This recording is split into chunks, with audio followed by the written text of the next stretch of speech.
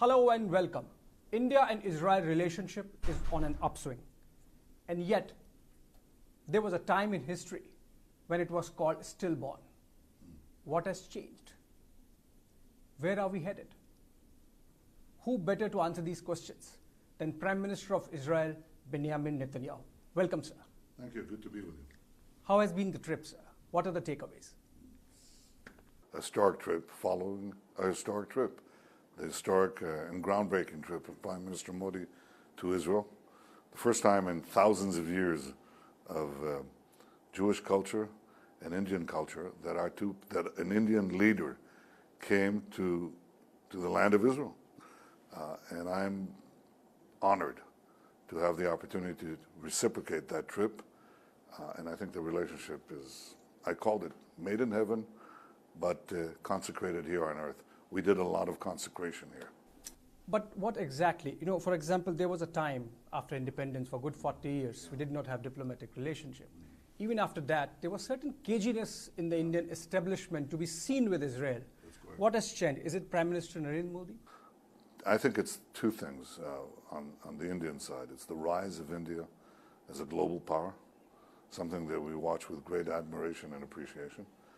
And very frankly, the rise of Prime Minister Modi, who's a great leader of India and thinks about what is important for India. How do we get better crops? How do we get more milk per cow? How do we get cleaner air, cleaner water? How do we get IT? How do we get more security? And for that, he has recognized the other rise, the rise of Israel as a global technological power. And that's why this marriage is so natural. So there's this interesting bit about, you've been talking about a computer cow.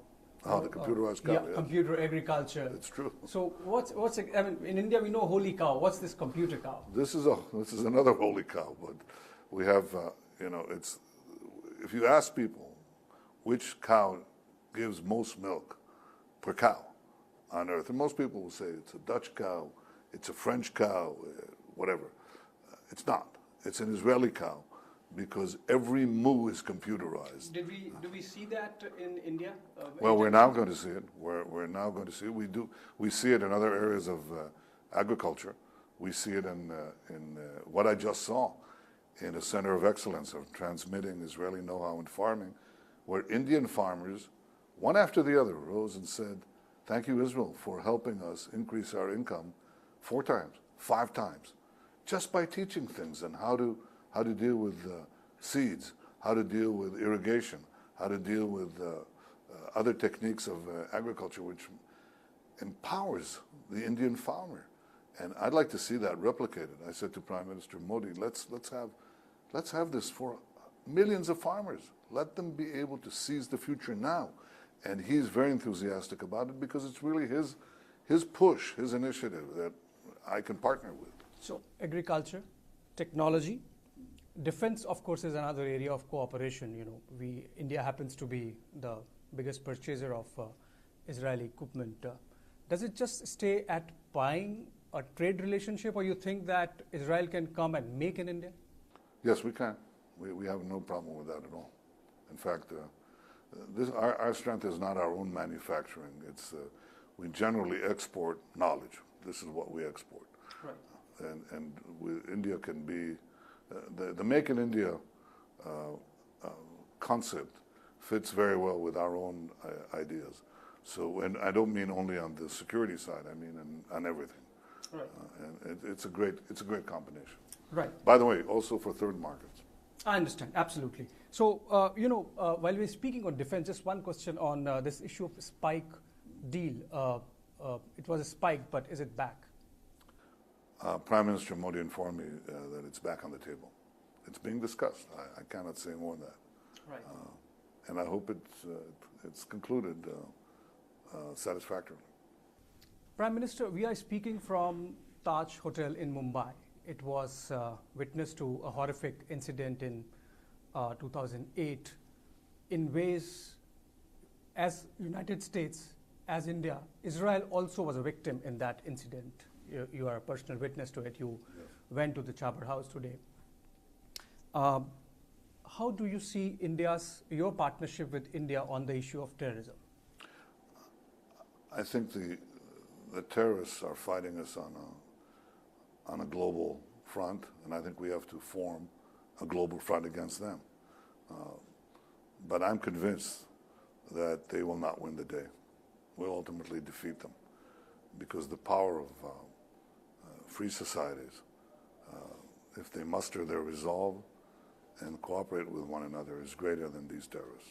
So you say we cooperate. How do we go about it? For example, there is this convention on terrorism where India wants that the world community come together and at least define what terror is. You think you can be on the same page with India on that? I think terrorism is I've defined terrorism very simply. It's the deliberate and systematic attack on civilians to try to murder, maim, and menace civilians. That's basically what terrorists do. And I think this breaks the norms of civilized countries. I think that we have to defend ourselves against this. The first thing we have to do is unite on intelligence.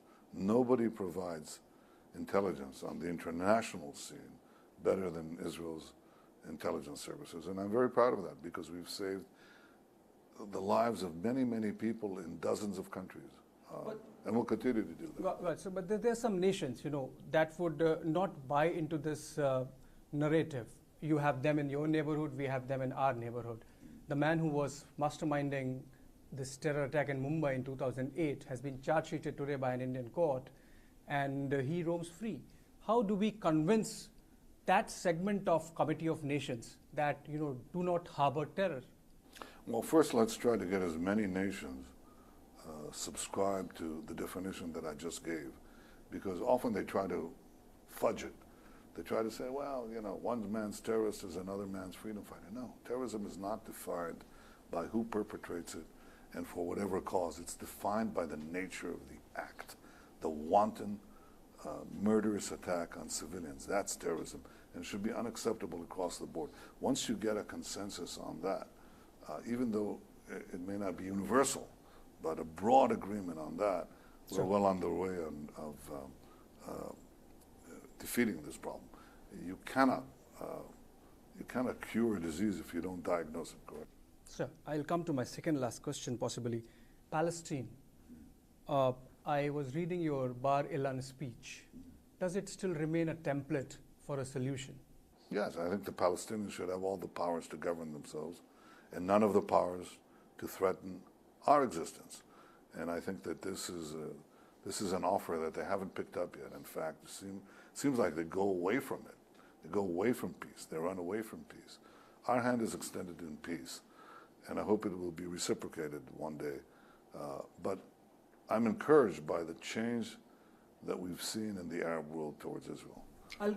Right. It's a big change. It's so dramatic. I wish I could share with you all the stories about what is going on. We're hearing some. But it is a monumental change, unimaginable. I've never seen it in my lifetime before, that the principal Arab states now see Israel not as an enemy, but as an ally in the battle against terrorism, in the battle against radicalism, that, by the way, afflicts their own people. The main targets of the Islamist terrorists are Muslims. Exactly. And they want a good life and a safe life for themselves, their peoples. And so what we're seeing alongside the change in the attitude of Arab governments to Israel is a change in public opinion in important parts of the Arab world towards Israel.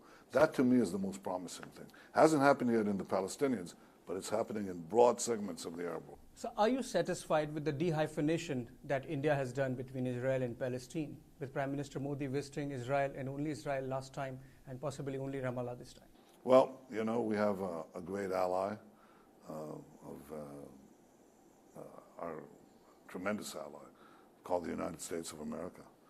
That's a very strong alliance. And yet when President Trump came, he visited Israel and he visited the Palestinian areas. I recognize that India has variegated interests. President Trump moved the capital to Jerusalem. Yeah. India did not actually vote in that resolution in favor of Israel.